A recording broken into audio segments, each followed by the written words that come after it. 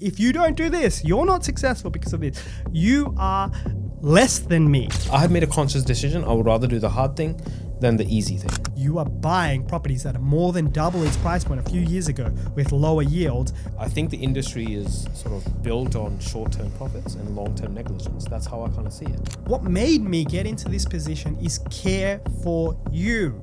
You're dumb for not making the decisions so you can get the Lambo, but even though it's your money that got me there in the first place. Stuff you can't do that. You're making it hard for us. This is ridiculous. It's not in your interest either. You're buying in some of these areas. What the hell? Doesn't matter what the business will do. None of that changes. I'm successful, you're not because you're an idiot.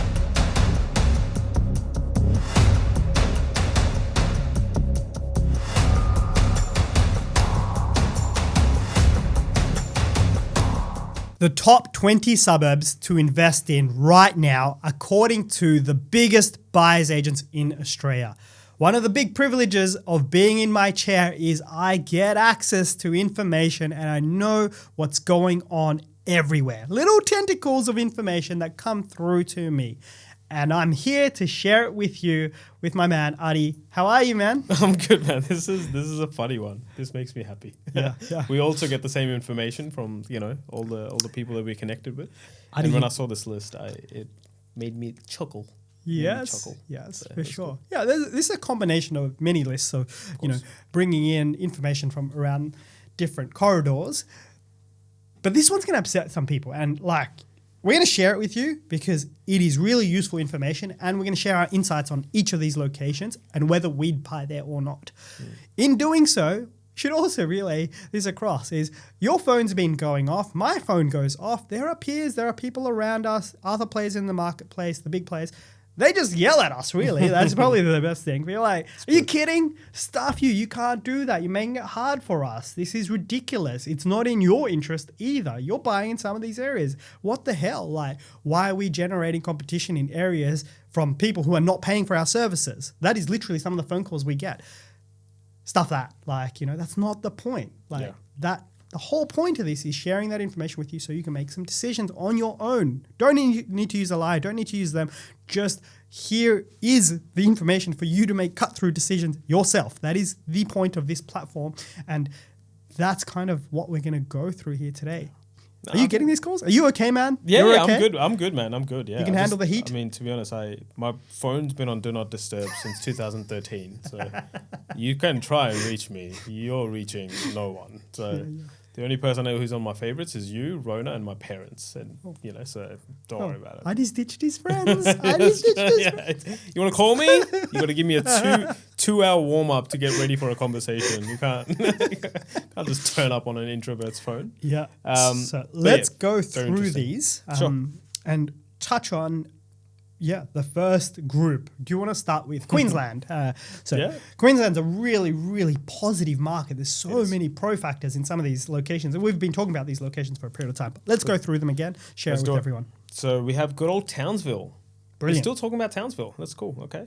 We have Mackay, we have Rockhampton, we have Gladstone, and we have Cairns. Boom. In these markets. Yep. Can I just broadly, I want to mention, I bought in Townsville 3 years ago now, I think. I think it's been 2 or 3 years. It made sense to buy it then because I was buying at a 6% yield. I was buying, a undervalued stock. To buy in 2025 September in Townsville, you are making a very conscious decision that you are no longer chasing yield in a regional market, right? I just want to walk through the narrative here. You're no longer chasing yield anymore because yields are sort of, sub 4.5%. I've seen these properties because their properties have boomed in the last 2-3 years, right? The rents obviously haven't kept up. So it's a quite an interesting mix that I'm seeing. Where does the Townsville picture fit into a person's goal? Where does it fit in? If you're getting metro yields in a regional market that has grown nearly, my property's doubled. So I'm going to go with, it's been 100 to 100%. Can I hold it? Not for long, no. I know, spicy take, everyone. I know someone who'll buy it. Yeah, I know someone who's going to overpay for it. They're like, yeah, shove it down their client's throat as well. So, so yeah, it's interesting. So seeing Townsville there makes me chuckle a little bit. Mackay, I'm a little bit more. We should positive live about. experiment that, man. We should live experiment this. We should document the purchase, the sale of your home. Just for lols. 20 people have rocked up. They're all buyers agents. Yeah, we should do it just for lols. Yeah, let's do it. Yeah, we can create an environment where it's just like, let's see how this works. Let's see how It'll just be fun content. Makes me laugh, man. So Townsville, no longer a goal for you. Not personally, no. That's not a market because it's and Matt from HTAG talks about this a lot. This is the way I think about it as well. Everything is relative. Nothing is good or bad in isolation.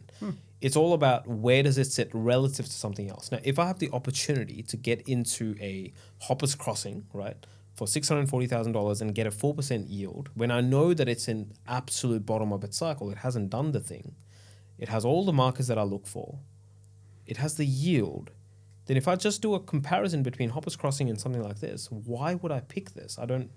Why am I buying the $600,000? So you're going to pivot. You're going to move from Townsville to Hoppers Crossing. Yeah, because if it's gone up 150%, man, why am I going there? And if the fundamentals have shifted, if the fundamentals were still the same, I was like, yeah, why not? I'll buy there because there's more time for it to run. Yeah. But I know the fundamentals have shifted. Not just yield, but stock has increased because there's been a lot of investor activity. People like me are also sitting there thinking, I've doubled my money in 3 years. Then why am I still sitting here on it? So, what else have we got? We've got Townsville. Rockhampton. Rocky, it's been talked about for a long time. So I'm surprised to see it still there. I'm sure there's some unicorns in there, but surprised to see it. Gladstone's probably another one I'm surprised to see in there as well. We've talked about these markets for a long time, 3-4 years. Cairns is a good one. I quite like Cairns. It's probably getting to the tail end, I would say. But again, there are markets, Edmonton, etc., within Mount Sheridan, within Queensland that I'm still excited about. And I'm like, yep, the markets are still there. There's some spillover effects happening. But yeah, overall, when I look at the Queensland markets that some of these BAs are buying in, I'm surprised more than anything else. I'm like, what is driving you to buy in these markets when objectively, if you're a data-driven person, if you look at underlying data, there are better markets, quote unquote, now in 2025. Yeah. So yeah. My summary of this is these markets I think they'll actually continue to perform for a little while yet. Yep. I think there will be continual yield compression that could happen over a period of time. And the fundamentals of these areas, especially when you look at the economic drivers there, they make a little bit of sense. But at the same time, it's Gladstone, Townsville, Rocky. These areas, if you're not being compensated for the risk of purchasing there long term, and that compensation is the yield. If you're getting the same yield in Metro Melbourne, and it's compressed because it's doubled in value in the last few years, it's very, very hard to come up with a narrative to continue to be purchasing there. And I'm going to go one step further and be like, we know why people purchase there. I know this because working with Layer, I know how hard it is to develop the contacts, develop the sourcing, develop the ability to start buying the number of properties that you need to actually do the work, and how much time investment it is to develop the relationship. It's like a friendship. Yep. You go create friendships with lots of people to get access to sourcing stock and things like that, and you've got to invest in that. It's much, much harder to start a friendship from scratch versus go into a place and then being like, hey, you're my friend already. Yeah. Yeah. My daughter goes into childcare every morning, and she doesn't hang around the new kid that comes into childcare every so often. She goes straight to her friends. It's a little bit like that in property investing world, where it's like these people are just not adapting to the new times, because it's hard to swap from Rockhampton to Hoppers Crossing because you've got to make big investments in changing relationships. But that's hard to do. So the list from buyers agents is probably a little bit static. It is. I think you've hit the nail on the head, because I was also thinking about it, because one of the biggest challenges we have in our company is just sourcing, right? Just sourcing really good stock. It is. And I'm going to preface good with a bunch of different things. There's due diligence. There's a lot of stuff. You can go and buy any house anywhere, but should you buy the one that backs onto a main road, or should you buy the one that's across from a train line? Probably not. In the long term, it's probably going to be to your detriment. So to buy the stock that, that really sort of hits the mark, it's hard, man. It is really hard. I run a company that is a tenth of the size of some of these guys, right? I find it difficult as a team, but I have made a conscious decision. I would rather do the hard thing than the easy thing, right? So I think about like, okay, if I 5 times my scale, what are the biggest challenges? It's the same ones. If in 5 years, in a couple of years' time, we ever get to that stage, would I have to make the decision like it's actually easier for me to continue to buy in the places I bought in 2 years ago, because it's just easier for my team. We need to service these clients. Yes, we're still going to be able to go and parrot that. Oh, we actually average 11% year on year. That's like the marketing spiel for a lot of these guys, right? 11, 12% year on year. But they completely neglect to mention that that's a very isolated way of looking at it. You're not looking at it in the next 5 to 6 years. You're buying at the tail end. Yeah, you're probably going to see a little bit of uptick. But what happens when the whole dynamic changes and people are actually selling off more than they're buying, right? They don't talk about that part. They're just talking about, oh yeah, I bought it here. It's gone up 10% and now it's like perfect. Yeah. The fact that it's end of its cycle. So, I think the industry is sort of built on short-term profits and long-term negligence. That's how I kind of see it. It's disappointing. I didn't love this list, to be honest. I'm like, it's a bit sad. But there are some in there that I'm like, yeah. Can you share that again? Short-term profits.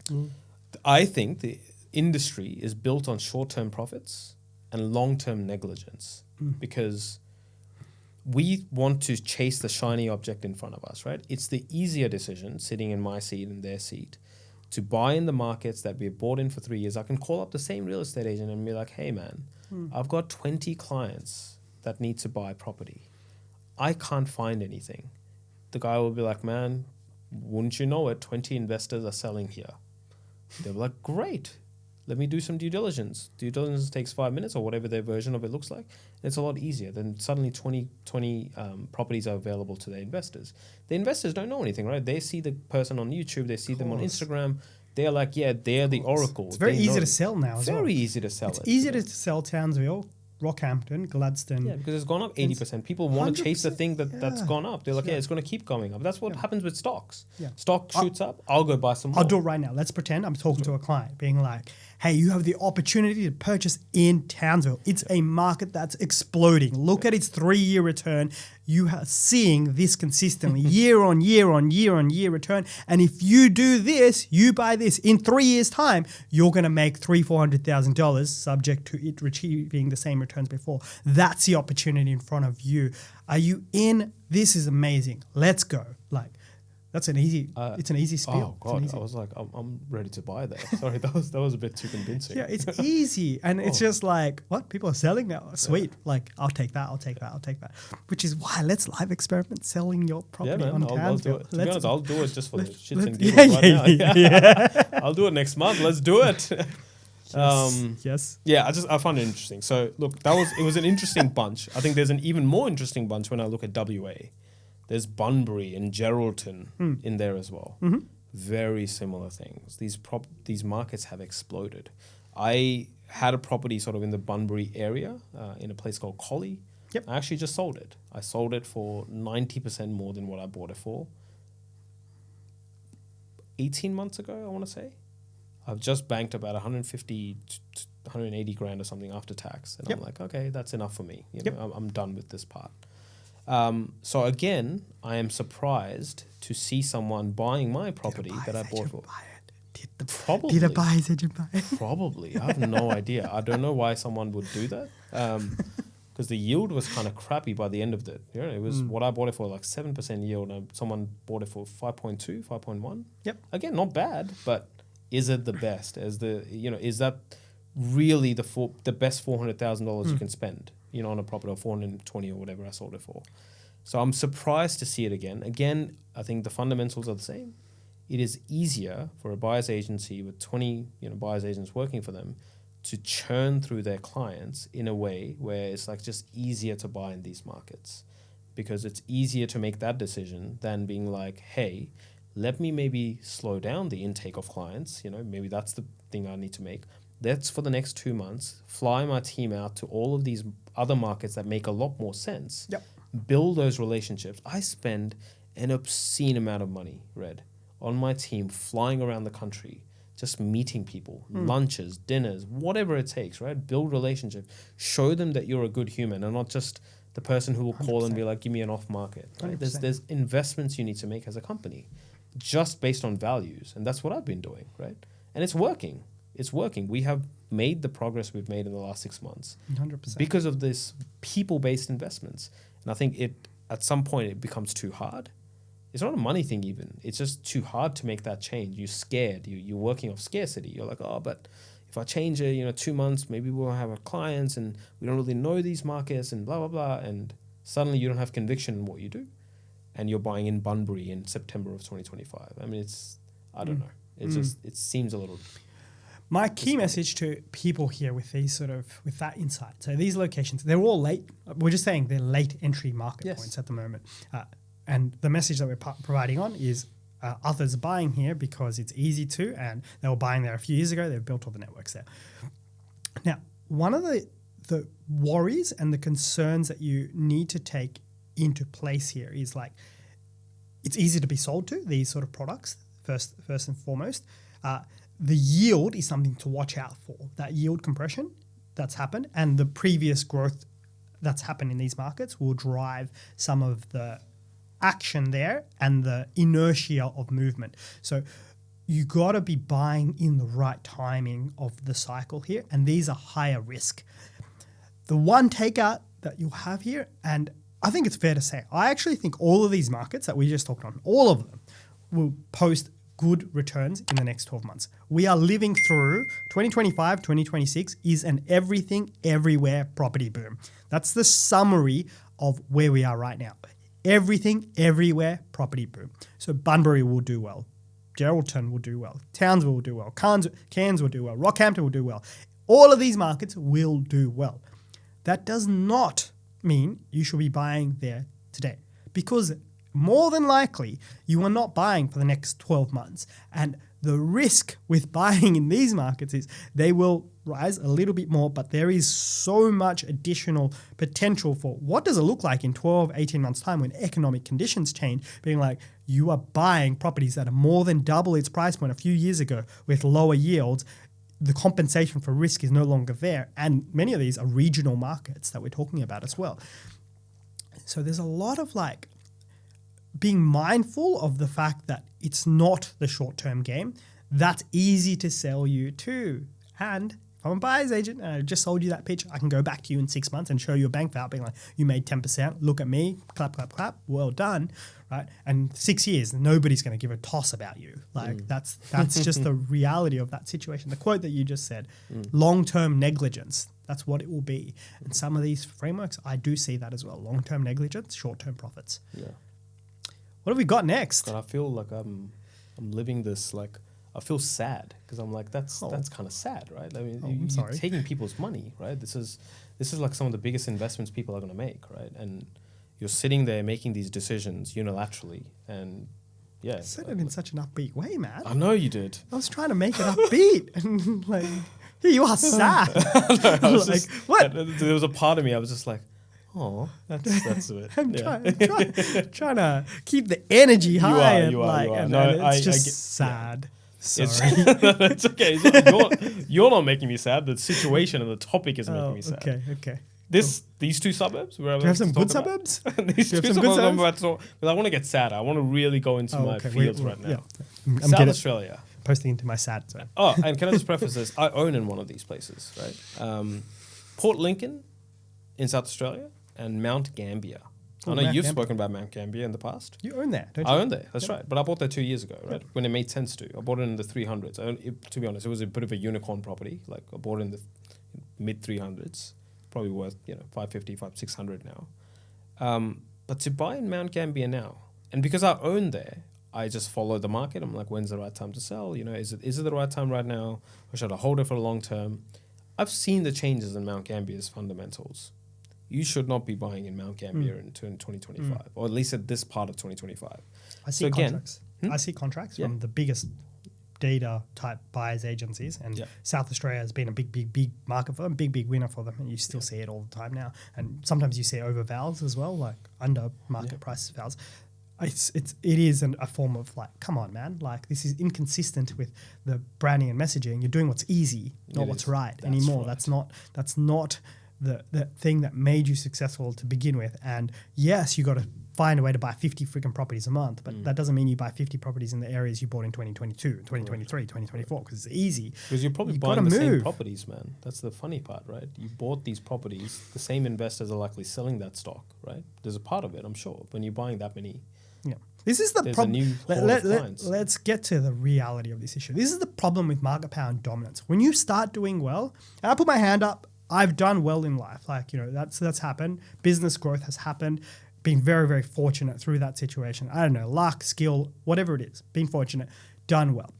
Mortgage broking business is strong. Alaya is doing really well. Business is doing well. But one of the crass things that happens to people in my shoes is they change. Yeah. What made me get into this position is care for you. It's always been there. My whole story is about helping people make money decisions. That's dear to me. That's always going to be the whole point of everything I do.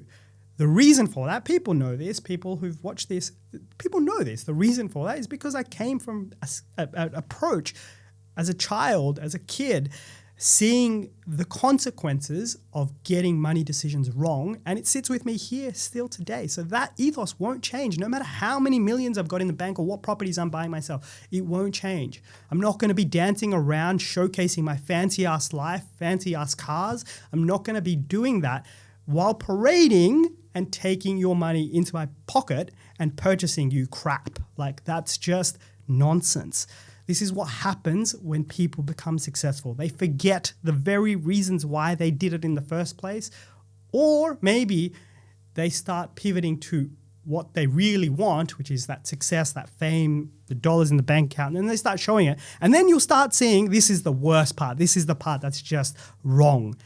Then you'll start seeing these just, let's call it douchebag behavior, where you'll start seeing them start poo-pooing the little guy that is their very clients to begin with, and saying, if you don't do this, you're not successful because of this. You are less than me.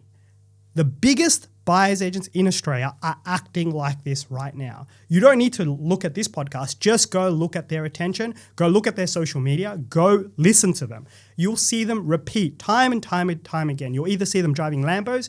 You'll see them driving around with their fancy cars, showcasing beautiful lives, and some of them are actually saying it. I'm successful, you're not, because you're an idiot. Like, that's not what it's like, and that's not who you represent. That's just what happens when you're in my position, where you start making good coin, you can potentially retire, and you have options. You can forget the very reason and the people that got you there in the first place. It's wrong, and you've just touched on it. It's long term, it is hurting you, the customer, and it's just a horrible, horrible thing that's happening in our industry right now. I kind of got a bit fired up there. No, I know you did. It's Hopefully funny. I didn't make you sad again. No. This got me like low key fired up. I was thinking about some of the conversations I've had with clients, and some of the conversations my team has had with clients, and there's a broad theme, I think, across a lot of these. I'm talking about dozens of conversations. Is like, I know X is going to be the biggest buyer's agency in Australia, but they're never going to get my money to get there again. That's a pretty powerful statement. I'm just like, wow, you recognize what's happening, because, you're being sold this dream and this story of like, you do this, we follow data, we, the best in the business, you come in, we're going to help you build a portfolio of 5-10 properties. But then you come into the business, then you realize that, I haven't actually heard from these guys in 6 months, right? I paid my deposit, I paid my engagement fee, but I haven't heard from them. So this dream that they're selling, on their socials is actually not the reality inside the company. So once you get into the company, you see the reality and you're like, oh, wow, this kind of sucks. They've taken a lot of my money and I've committed all this money, and their contract says I can't pull out of this because they're going to keep my money.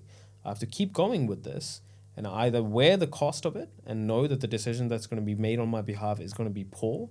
I realize it's a life mistake I've made, or I let go of that engagement fee and go and find someone else who's a bit more ethically aligned to me, right? Because I can go on their social media and it's not about Lambos and fancy houses and building, obscene structures in their houses. It's just, you are just a regular human being who just happens to be good at a job. Yeah. That's all it is. For sure. That's all it is, man. My partner, I'll say this out loud. My partner's a thrifter, right? She loves going to secondhand stores, saving things and like tinkering with them until they're...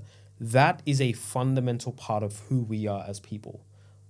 Doesn't matter what the business will do. None of that changes. I go home, whether I have a successful business or I work a normal corporate job, my partner looks at me the exact same way. None of that changes, right? Exactly. So I don't see myself changing because the people I've surrounded myself with, you, Rona, my parents, we all come from very similar value systems. You're not going to see me in 5 years' time riding around in a Lambo saying that you're dumb for not making the decisions so you can get the Lambo, but even though it's your money that got me there in the first place. It's an absurd thing, right? It's such an absurd thing. Irony. Yeah, I just can't handle the bigotry. Probably that's because I've been a little guy my whole life, and now, sure, like I've got myself into a position where there's success there, or in some ways at least, but like that doesn't make me better than the little guy. That's just nonsense. And maybe because my life is actually centered around the little guy as well. Like, I go home to my mom and dad. Like, I love them to bits. My circle and family. They're not rich people. I grew up in poorer part of Sydney. My community is like that. They're just people, and I don't view it as like, hey, if you're a nurse, you can't live in Sydney, go out to Whoopall. Being like, stuff that. Like, that's just not how it works. Like, that's not how society's supposed to be built. And the response function is just like, it's so detached from the reality of people's lives, and it's just like, no, that's not possible. There are obviously things and traits, success traits that are there that can help you support yourself to, make better decisions, that habitually done over time is probably going to lead to a little bit more success. Some of that is truthful for sure, but the bigotry is not required, and that's the bit that's just off. Insecurity as well, man. I think a lot of it is underlying insecurity. Like, I have finally made something of myself, and the version of success I've always coveted, I've got that version of success now, so I need to tell everyone how successful I am. We've seen this, right? We talk about we see the Instagram reels, everything. So, anyways, we've gone off they're buying in good properties, locations. Because the reason why it's annoying me is I'm listening to all these properties. I'm like, no. There's hundreds of transactions happening every month in these areas. I'm like, what? Yeah. Like, it's not in your interest, man. Like, it's time to move around, pivot around. Like, you need to adjust. And I know why it's happening. That's the whole story. Why this is happening is the reason why it's got riled up in this episode, because that's the why is just profit, and that's frustrating. Can I preface this? Then this is why, and this is not me selling a layer by any means, right? But one of the very first things we do when you come into the company is you go through your onboarding and you go through a strategy call if you want to do that. But one of the very first things before we ever present a property to you is we send you a report that has been compiled by our research function team, which has been vetted through me. It gets my approval, and then it goes out to you. That report is everything you need to know about that market. It puts you in a position to make a genuinely educated decision. It's not based on my information. It's not based on like my opinion. It is factual data on which we are buying the property. Right? I don't know other buyers agencies that do that, because most people will be like, oh well, they can just take that and send it to someone else. They probably can, and there's probably a layer of property reports being circulated all around the place. I don't care. I just don't care. Hopefully people use it for good. Exactly, right? And that's fine. You can go and do this thing. But the point is, we share this data because I want you to be educated. I don't want you to come back in 12, 24 months' time. I don't want to live with that, where you're like, well, this is, you sold me a property in Mount Gambier in 2025. By 2027, it was down 20%. Why did you do that? Yes, it was up in 2026 because, it was still following this, tail end of a demand boom. But look at it now. It's either stifled or there's nothing happening. It's gone backwards. I don't want that. I don't want that as something on my conscience. So if some of the suburbs we're mentioning here, right, and some of them are actually pretty good. The ones that we mentioned, we've given you a little bit of a critique on them. And if someone presents you that, you're with a big BA right now, and someone presents you that a property in one of these markets, I want you to challenge them a little bit. Ask them why. Yes, I know there's been 4 years of boom, but can you show me the data that says that the next 2 years also? Show me the supply and demand. That's as simple as that. Stock on market, show me what the vacancy rates are doing. You show me the data, and then I'll make the decision quickly. Justify it, yep. Don't just believe that because they're really popular on Instagram and YouTube, they've got your best interest in mind. Yeah, so that's all I'll say. Right? I love how you're justifying it. I'm actually going to pause us here. There's so many insights that we've gone through. This episode, we've covered some of the areas that other people are buying, roughly 10 locations. These areas we've kind of viewed as late entry market cycles and explained why there's so many transactions happening there at the moment. Laziness, sloppiness, greed, insecurity. We've touched on many, many different reasons. We're going to break this up into part 2. In part 2, we're going to run through every other location, every other state that they're looking at, and go through suburb by suburb and give you our critique on around another 10 suburbs.